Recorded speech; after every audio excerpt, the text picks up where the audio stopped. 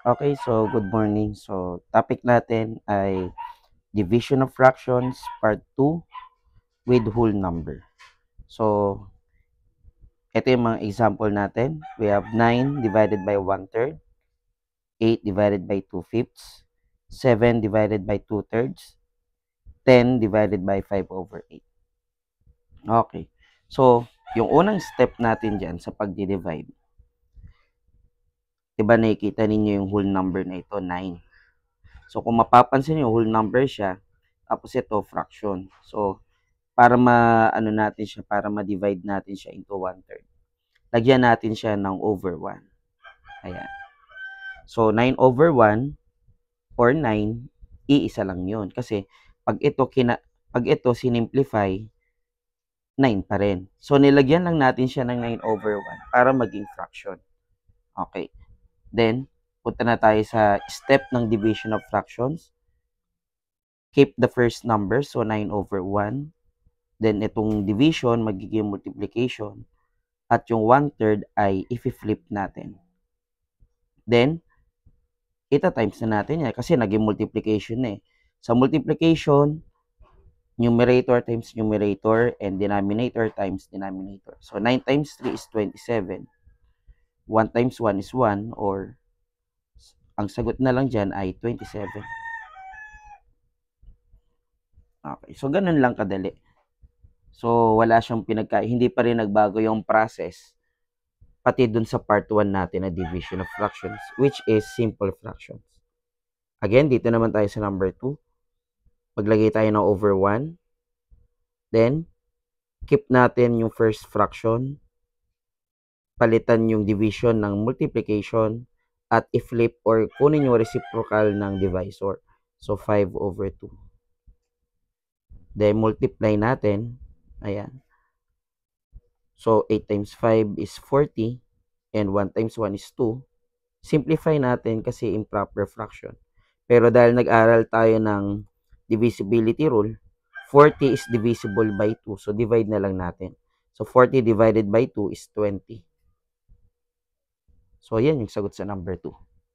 Sa number 3 and number 4, try nyo naman kayo ang magsagot.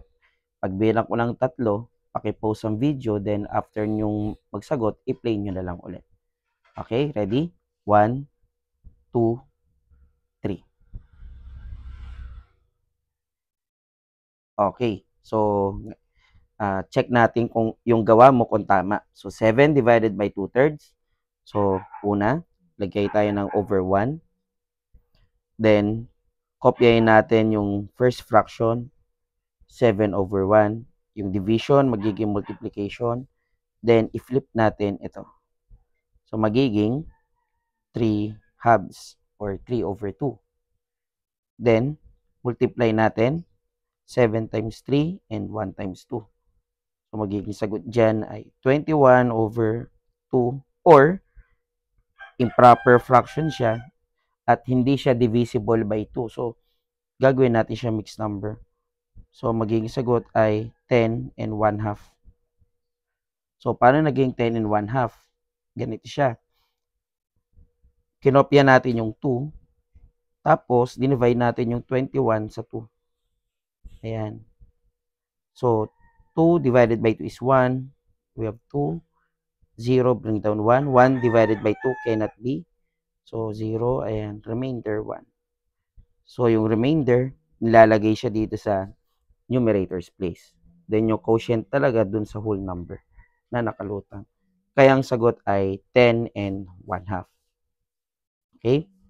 Next, number 4. Ganun ulit, hindi magbabago ang ating process.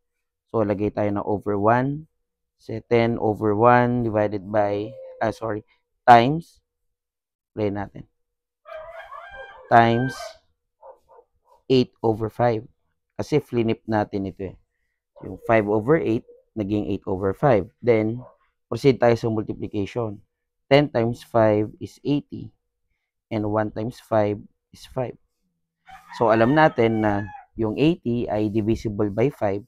So, i-divide na lang natin yung 80 by 5. So, 80 divided by 5 is 16. Yan yung ating solution. Yan yung sagot sa 1 to 4. So, again, ulitin natin.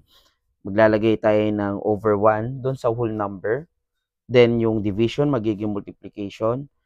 At lahat ng divisor ay i-flip natin. Gaya nito, 2/3 naging 3 halves. Yung 5/8 naging 8 fifths. Yung 2 fifths naging 5/2. At yung 1/3 naging 3/1.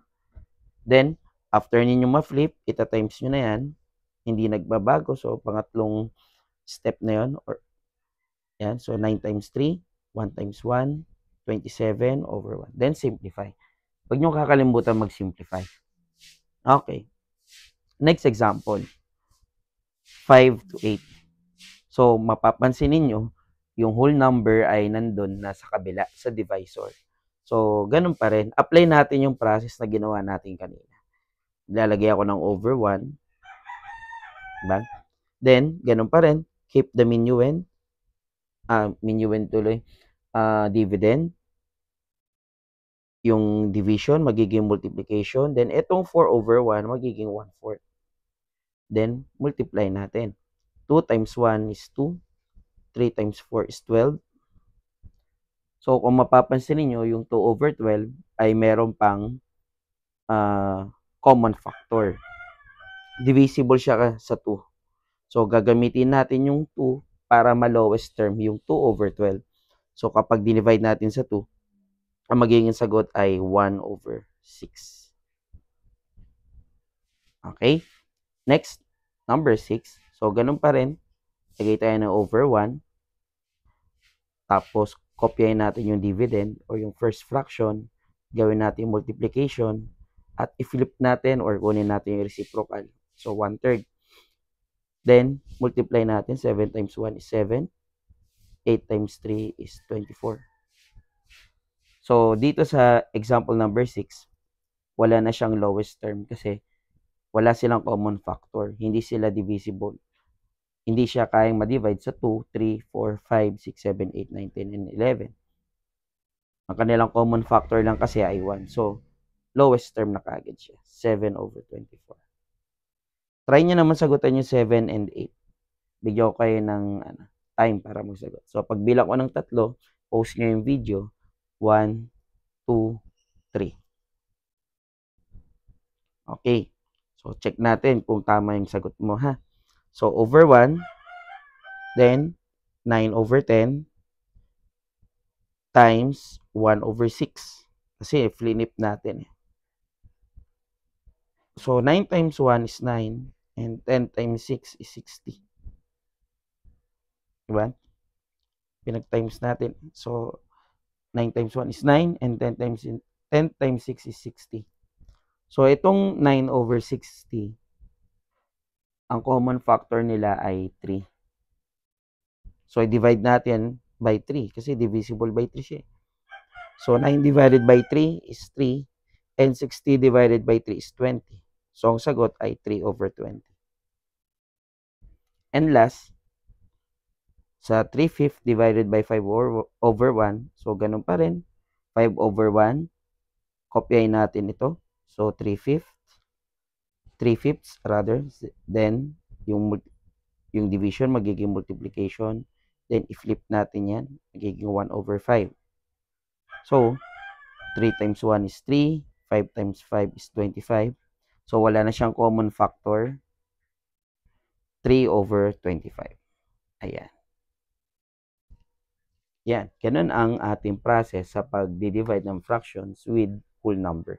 So, ang idinagdag lang natin, naglagay tayo ng denominator na 1 doon sa whole number. Okay? So, yun lang. Sana nakatulong sa inyo yung division of fractions part 2.